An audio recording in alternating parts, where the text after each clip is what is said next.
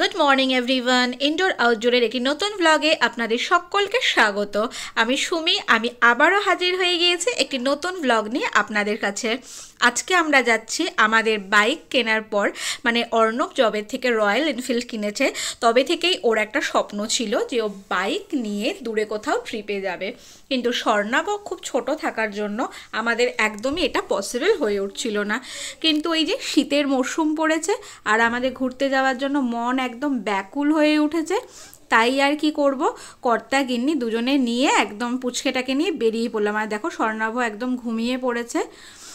বেরিয়ে পড়েছি, এখন কোথায় যাচ্ছি তোমাদের শেয়ার করব। আর দেখো ঠিক যখনই কাঁচরাপাড়া ক্রস করলাম, তারপর কল্যাণী মোড়ের মাথার দিকটাতে একজন মাসি মানে চপ, গরম গরম একদম চপ বিক্রি করছিল, আর তার সাথে দুধ চা। মানে একটু ব্রেক নিতে দাঁড়িয়েও পড়লাম, কারণ অর্ণব অনেকটা একটানা চালাচ্ছে, সোদপুর থেকে একটানা কল্যাণী পর্যন্ত চালিয়েছে। তো এখন এই গরম গরম দুধ চা আর তার সাথে ঝাল ঝাল আলুর চপ খেতে একটু দাঁড়িয়ে পড়েছি। প্রায় বিকেল এখন ওই 3:30 মতন বাজে। এটা খেয়ে আমরা এখন সোজা রওনা দেব মায়াপুরের উদ্দেশ্যে। আজকে আমাদের ফার্স্ট বাইক ট্রিপ, স্বর্ণাভকে সাথে নিয়ে। মানে মনের মধ্যে একটু ভয় ভয় লাগছে, কিন্তু আবার একদিকে খুবই একটা আনন্দও লাগছে যে তিনজনে মিলে আমরা যাচ্ছি। আর এই দেখো আবারও আমরা চা খেয়ে রওনা দিয়ে দিলাম, গাড়ি আমাদের ছুটে চলেছে। এই রোডটা হলো আমাদের সবুজ দ্বীপ যাওয়ার যে রাস্তাটা, সেই রাস্তাটার দিক দিয়ে আমরা এখন যাচ্ছি। আর সামনে চলছে গুগল ম্যাপ দেখে আমরা যাচ্ছি। আরেকটা রোডও হয়, কিন্তু অর্ণব বলল এদিকটা দিয়েই এখন বিকেল বিকেল যাব, আর গেলে পর তোমাদের সাথে একদম দেখতে পাবে যে পুরো গ্রাম্য পরিবেশটা দেখতে পাবো। আর স্বর্ণাভ দেখো একটা ফড়িং কিনে নিয়েছে, বাবার গাড়ির সামনে বসে একদম ফড়িংয়ের গতিতে আমরা তিনজনে উড়ে চলেছি আজকে একটা স্বপ্ন পূরণ করতে। গাড়ি কেনার পর থেকে সবারই একটা ড্রিম থাকে, তো ওই শীতকালের একটা পড়ন্ত বিকেলবেলা মিঠে রোদ গায়ে মেখে গ্রাম্য পথের মধ্যে দিয়ে চলেছি আমরা। আর দেখো চারদিকে তখন সবুজের সবুজ, সর্ষে ক্ষেত, বিভিন্ন রকম শীতকালীন ফসলের ক্ষেত শুরু হয়ে গিয়েছে। অসম্ভব সুন্দর লাগছিল দেখতে, মানে এতটা প্রকৃতির সৌন্দর্য উপভোগ করতে করতে যাব মানে ভাবতেও পারিনি। খুব একটা প্রবলেম হয়নি, কারণ মাঝে মধ্যে আমরা ব্রেকে দাঁড়িয়েওছি, আর স্বর্ণাভ খুবই অ্যাডজাস্ট করেছে আমাদের সাথে। এই দেখো স্বর্ণাভ এখন ঘুম থেকে উঠেই পড়েছে, এখন আবার কিছুক্ষণ বাবার সামনে বসেছিল, তো এখন আবারও আমাদের সামনে আমার কাছে চলে এসেছে। একদম দেখো সোয়েটার পরিয়ে নিয়েছি, আর একদম দেখো তোমাদেরকে আবার টাটাও দিচ্ছে। কিন্তু দেখো মায়াপুর যেতে চলেই এসেছি একদম গল্প করতে করতে, দেখো তোমাদের সাথে। আর এই দেখো এখন দেখতে পাচ্ছ ওপরে লেখা রয়েছে নবদ্বীপ 32 আর মায়াপুর 38 কিলোমিটার। এখান থেকে আর কিছুক্ষণ, বেশিক্ষণ নয়, কিছুক্ষণ চালালে পরেই পৌঁছে যাব মায়াপুরের উদ্দেশ্যে। এখান থেকে আর মোটামুটি 10-15 কিলোমিটার পরেই, 10 থেকে 15 কিলোমিটারের ভেতরেই হচ্ছে নবদ্বীপ স্টেশন, এবং নবদ্বীপ মেন রোডটাও পেয়ে যাচ্ছি আমরা। এখন একটু এখানে বিশ্রাম নিয়েছি। তুমি কি বলছো বাবা? কি বলছে? লজ্জা পেয়ে গেছে। নবদ্বীপ রেল গেটের সামনে কিছুক্ষণ দাঁড়িয়ে আবারও একটু চা জলখাবার খেয়ে দেখো এবার যে গেটটা দেখতে পাচ্ছ, এই গেটটার দিকে গেলে পরেই একটা ফেরিঘাটের রাস্তা পড়বে। প্রায় অনেকটাই যেতে হবে, যদিও বা গলি গলি দিয়ে সরু সরু রাস্তা। তারপরেই আমরা পৌঁছে যাব নবদ্বীপ ফেরিঘাট। এই যে মায়াপুর পৌঁছে যাব, নবদ্বীপ ফেরিঘাট থেকে ওই পারটা গেলে পরে মায়াপুর। তো এখানে টিকিটের মূল্য ছিল মোটামুটি 15 টাকা করে পার মাথা পিছু, আর তোমার বাইকের টাকা পড়েছে। বাইকটা নিয়েই ওপারে হয়েছি। তো এই দেখো স্বর্ণাভ একদম বড়, এখানে না নৌকোগুলো অনেক বড় বড়, প্রায় না হলেও প্রায় কি বলবো তোমাদেরকে 60-70 জন একবারে গাড়ি, লোক, মানুষ নিয়ে উঠে যাচ্ছে, খাবার দাবার থেকে আরম্ভ করে সব কিছু নিয়ে। আর দেখো পুরো আমাদের মানে ওই নৌকাই বলবো না, এটাকে কি বলে আমি সঠিক জানি না, অনেক বড় বড় সেগুলো। আর দেখো ছেড়ে দিয়েছে, আর পুরো অন্ধকার গুটগুট করছে, অন্ধকার গঙ্গার ওপর দিয়ে আমরা যাচ্ছি। ওই যে দূরে আলোটা দেখতে পাচ্ছ ওটাই হলো মায়াপুর ঘাট। এই দেখো এবার চলেও এসেছি মায়াপুর ঘাটে। সবাই বাইক নামিয়ে নিচ্ছে, লোকজনও নেমে যাচ্ছে, আর খাবার দাবার সবাই মানে ওইগুলো নিয়ে উঠে পড়ে ওই নৌকার মধ্যে। মায়াপুরে দেখো চলেই এসেছি, একদম ইস্কনের সামনেই বলতে পারো। কিছুক্ষণ, ঘাট থেকে বেশিক্ষণের রাস্তা না, ঘাট থেকে প্রায় 3-4 মিনিট চালালে পরেই একদম তোমার ওই মায়াপুরের ইস্কনের সামনেই চলে আসার হবে। শীতকালের মরশুম তো, চারদিক যেন মানে একদম লোকজন কেনাকাটায় একদম ঝলমল করছিল, খুব ভালো লাগছিল দেখতে। আর দেখো এবার একটা হোটেলের সন্ধান, মানে আমরা তো আর আজ রাতে ফিরতে পারবো না ছেলেকে নিয়ে, তাই আমরা জগাই মাধাই যে গেস্ট হাউস, তো আমরা খুঁজতে খুঁজতে, যেহেতু মানে সব হোটেলে আমরা থাকতে পারবো না, কারণ বাচ্চা রয়েছে, একটু ভালোও হতে হবে। আর তার থেকেও বড় কথা, অর্ণব গাড়ি নিয়ে এসেছে, গাড়িটা রাখা যাবে এমন হোটেলেই আমাদেরকে থাকতে হবে। তো চলো হোটেলের রুমটা তোমাদেরকে দেখিয়ে দিই। এই দেখো হোটেলের রুম, 122 নম্বর রুমে আমরা রয়েছি। দেখো একটা রাতের ব্যাপার, খুব লাক্সারি কোনো রুম নয়, তবে আবার খারাপও নয়। এই যে খুব সুন্দরী পরিষ্কার, একদম নেট অ্যান্ড ক্লিন ছিল। শীতকালে শোবার জন্য একদম কম্বলও দিয়েছে, একদম পরিষ্কার পুরো ছিল, একটা আয়না রয়েছে। আর এই দেখো বাথরুমটা তোমাদেরকে দেখাই, বাথরুমটাও বেশ ভালো। এই যে সবই ছিল, গিজার থেকে আরম্ভ করে। হোটেলের রুমটা তোমাদের 600 টাকা করে পড়েছে পার ডে, গিজার নিলে 950 টাকা করে পড়বে। হোটেলে এসে কিছুক্ষণ একটু বসে রেস্ট নিয়ে নিলাম, স্বর্ণাভ সন্ধ্যের খাবার দাবার খেলো। এখন আমরা সবাই মিলে রেডি হয়ে গেছি। আর দেখো এখন যাচ্ছি একটু মন্দিরের চত্বরে, একটু ঘোরাফেরা করব এখন। চলো যাওয়া যাক। বাড়ি থেকে রওনা দিয়েছিলাম মোটামুটি তোমার ওই 2টো নাগাদ, আর এখানে পৌঁছে গিয়েছিলাম 5টার মধ্যে পৌঁছে গিয়েছিলাম। তারপর হোটেলে গিয়ে একটু ফ্রেশ হয়ে স্বর্ণাভকে খাইয়ে দাইয়ে মন্দিরের উদ্দেশ্যে রওনা দিয়েছি। মন্দিরের দেখো ঠিক উল্টো দিকেই একটা চায়ের দোকান আছে, যেখানে গাড়ির পার্কিং করা যায়। তো অর্ণব সেখানেই গাড়িটা ঢুকিয়ে দিল। আর এবার যাব আমরা মেন মন্দিরে, কিন্তু মন্দিরে ঢুকতে গেলে তো জুতো আর মোবাইল ফোন রেখে যেতে হবে, তাই ফটোগ্রাফি অ্যালাউ নয়, তাই আমি তোমাদের সাথে মন্দিরের ভেতরটা একদমই শেয়ার করতে পারলাম না। কিন্তু তোমরা যারা মায়াপুর গেছো বা যারা যেতে চাও, অবশ্যই কিন্তু একবার মায়াপুর নবদ্বীপ ভিজিট করো, ভীষণ ভালো লাগবে। আর তখন দেখো এখানে একটা ফেস্টিভ্যাল চলছিল, গীতা মেলা।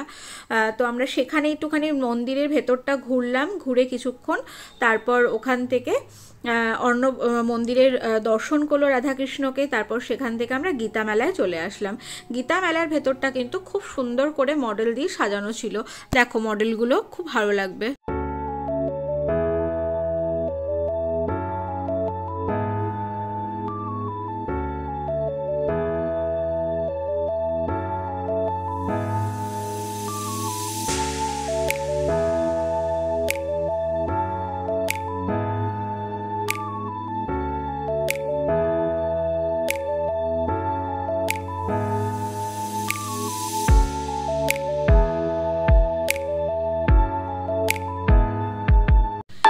মেলা মানে কিন্তু শুধু মেলাই নয়, মেলার মধ্যে কিন্তু খাবার দাবারেরও স্টল রয়েছে। আর দেখো সব খাবার দাবারের মধ্যে আমার স্বামীর মন একদমই চলে যায় বিরিয়ানি, সে ভেজ হোক নন ভেজ হোক, বিরিয়ানির গন্ধ পেলেই হলো। অর্ণব সবার আগে খুঁজছে, বলছে দেখো বিরিয়ানি আছে, ভেজ বিরিয়ানি খাবে? তো আমি বললাম হ্যাঁ চলো টেস্ট করাই যায়। তো দেখো আমরা একটু ভেজ বিরিয়ানি নিয়ে নিয়েছিলাম, যেখানে ছিল পনির, আলু দিয়ে আর সয়াবিন দিয়ে একটা বিরিয়ানি। আর তার সাথে দেখো ওই যে দেখতে পাচ্ছ লম্বা চিকেনের ঠ্যাঙের মতো, চিকেন নয়, ওটা হলো সোয়া চাপ। অসম্ভব সুন্দর ছিল, সত্যি বলছি যে ননভেজ নয়, যে ভেজ বিরিয়ানি সেটা মানে একদমই মনে হচ্ছিল না, খুব টেস্টি। তারপর মন্দিরের ভেতরটাই খানিকক্ষণ ঘুরে ফিরে মোবাইল জুতো সব কিছু নিয়ে চলে আসলাম রাতে প্রসাদ খাবো বলে, কারণ আমরা কালকে এখান থেকে তো বেরিয়ে যাব, সকালবেলা খাবার খেতে গেলে অনেকক্ষণ সময় লাগবে, তাই মন্দিরের ভোগ প্রসাদটা নেওয়া হবে না, তাই আজকে রাতেই আমরা মন্দিরের ভোগ প্রসাদটা ডিনার করব। দেখো ভোগ প্রসাদে কী ছিল, প্রথমেই দিয়ে দিচ্ছে গরম গরম ভাত, তার সাথে রুটি দিয়ে দিল, ডাল, আর তার সাথে একটা সবজি ছিল, আরও একটা ডাল দিয়ে সবজি ছিল, যেটা খুবই সুন্দর, খুব সুন্দর খেতে ছিল। এটা না একটুখানি অনেকটা ওই রাজমা ডালের মতন, আর তার সাথে মিষ্টি ছিল। এই দেখো সব খাবার দাবার নিয়ে বসে পড়েছি খেতে। আর স্বর্ণাভও কিন্তু আমাদের সাথে ভোগ প্রসাদের স্বাদ গ্রহণ করেছে। চলো হরে কৃষ্ণ নাম নিয়ে প্রসাদ খেতে বসে পড়ি। আর এই দেখো প্রসাদ খাওয়ার পরে এখানে নিয়ম হলো নিজের থালা নিজেকেই পরিষ্কার করে রাখতে হবে। তো অর্ণব দেখো পরিষ্কার করে নিজের থালাটা রাখছে। ওখানে নোংরাটা আগে ফেলে দিল, মানে পাতাটা, একটা পাতা দিয়ে দিয়েছিল স্টিলের থালার উপরে, সেই পাতাটা ফেলে দিল। তারপর সেই থালাগুলো সবাই সবার থালা দেখো ধুয়ে আরেকটা জায়গায় রেখে দিচ্ছে। গুড মর্নিং, সকাল সকাল উঠে পড়েছি, হরে কৃষ্ণ। তো এবার সকালবেলা আমরা এবার এখান থেকে বেরিয়ে পড়বো। হোটেল চেক আউট হয়ে গেছে, একদম রেডি ফেডি হয়ে বেরিয়ে পড়েছি, কারণ সকালবেলা থেকেই ঘুরবো, ঘুরে ফিরে খেয়ে দিয়ে সোজা রওনা দেবো একদম দেখতে দেখতে বাড়ির উদ্দেশ্যে। এই দেখো হোটেলটা, হোটেলের পাশটা দেখতে পাচ্ছ, একদম পুরো কুয়াশায় ভরা খেতে জন্য। Good morning everyone. আজকে সকালবেলা আমরা মায়াপুরে এই জগাইমাথায় গেস্ট হাউসে ছিলাম। এখন এখান থেকে রওনা দিচ্ছি। সামনে রয়েছে জগাইমাথায় মন্দির, ওটা দর্শন করব, করে তারপরে যাব মায়াপুরের মেন মন্দিরে। দেখো সবার আগে বাইকে উঠে একদম রেডি পুরো, আর থাকবে না, এবার ঘুরতে বেরোবে। হোটেল থেকে বেরিয়েই চলে এসেছি জগাইমাথায় ঘাট। হোটেলের পাশেই ছিল এই মন্দিরটা। দেখো এখানেও রাধা কৃষ্ণ জগন্নাথ মহাপ্রভু থেকে আরম্ভ করে স্বয়ং সবাই রয়েছেন। খুব সুন্দর মন্দিরটা, একদম হোটেল থেকে যে সরু মেঠো পথ দিয়ে যে রাস্তাটা ছিল ওখানেই ছিল এই মন্দিরটা। তো এই মন্দিরটাও ঘুরে নিলাম।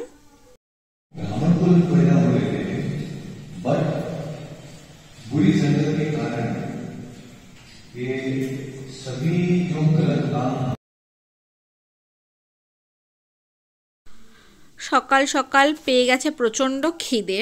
তো জগাইমাথায় ঘাট মন্দিরটা ঘোরার পরে ওই যে দূরে দেখতে পাচ্ছ, এবার যাব হলো ইস্কনের মন্দিরে, কিন্তু তার আগে সকালবেলা করতে হবে ব্রেকফাস্ট।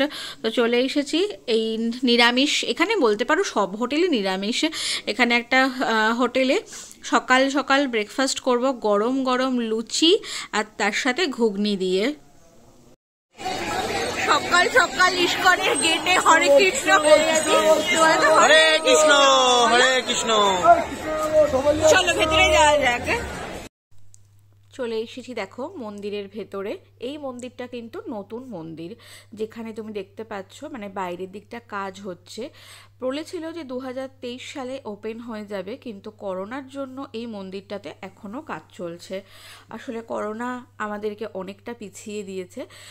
যাই হোক, ভেবেছিলাম যে আমি যখন এই মন্দিরটা ভাঙা হয়েছিল তখন এসেছিলাম, তো ভেবেছিলাম যে হয়তো এখন আসলে, অনেকটা দিন পরে এসেছে যদিও, তো হয়ে যেতে পারে হয়তো, কিন্তু এখনও এটা কমপ্লিট হয়নি। আর এই যে মন্দিরটা দেখতে পাচ্ছ, এটা হলো শীল প্রভুপাদের, যিনি এই ধর্মকে আমাদের অনেকটা এগিয়ে নিয়ে গেছেন, তার পুষ্প সমাধি মন্দির। তো এখানে ফটোগ্রাফি অ্যালাউ নয়, আমরা ওই ভেতরটাতে খুব সুন্দর করে দেখে এসেছি। তোমরা গেলে ভীষণ ভালো লাগবে। আর দেখো মেন মন্দিরের চূড়াটা যেন অপূর্ব করেছে। এবার খানিকটা হেঁটে ওই জায়গাগুলো ঘুরছিলাম, ঘুরতে ঘুরতেই চোখে পড়লো যে দেখো একটা থিয়েটারের মতো হচ্ছে, যে এই নাম সংকীর্তনটা থেকে আমাদের যে ওটা পুরো একটা শোয়ের মাধ্যমে দেখা হচ্ছে। ফটোগ্রাফি অ্যালাউ নয়, আমি তোমাদের জন্য দেখো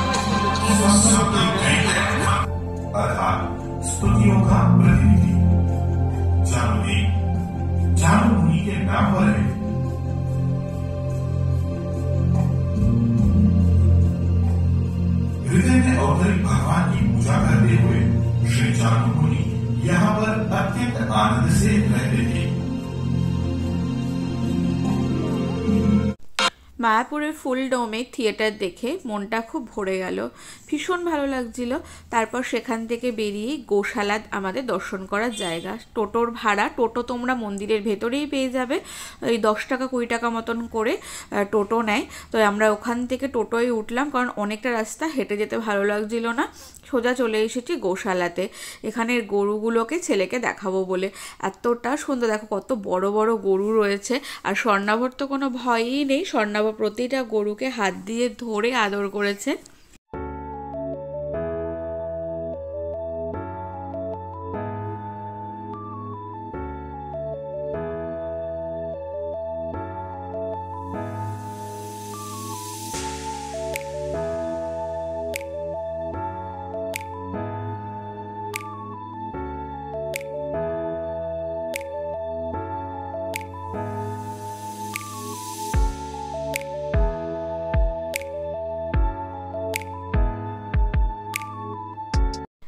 ইস্কনের ভেতরে কিন্তু তোমরা পেয়ে যাবে খাঁটি গরুর দুধ, দই, বিভিন্ন রকম দই, সর দই, রাবড়ি দই, টক দই থেকে আরম্ভ করে সব কিছু, আর খাঁটি গরুর দুধের ঘি, মাখন এবং মধুও পাওয়া যায়। ওই যে দেখো মাটির ভাঁড়ের দইটা ছিল রাবড়ি দই, আর এটা নিয়ে নিয়েছি একটু টক দই।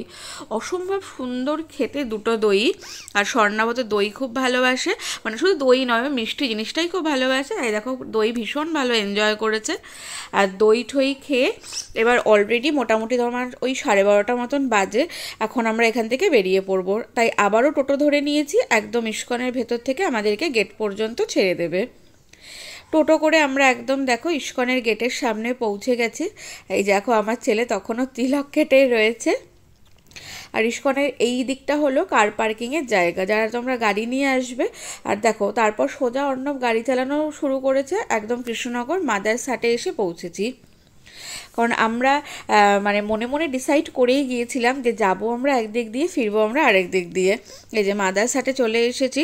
এটা কিন্তু কৃষ্ণনগরের ভীষণ মানে বিখ্যাত একটা রেস্টুরেন্ট, যেখানে কিন্তু পুরো রেস্টুরেন্টেই পরিচালিত হয় মানে মহিলাদের দ্বারা। এখানে স্টাফ সবাই মহিলা, মানে আমাদের, এবং রান্নাও যারা ভেতরে রান্না করছে তারাও কিন্তু মানে আমাদের ঘরের মায়েরা।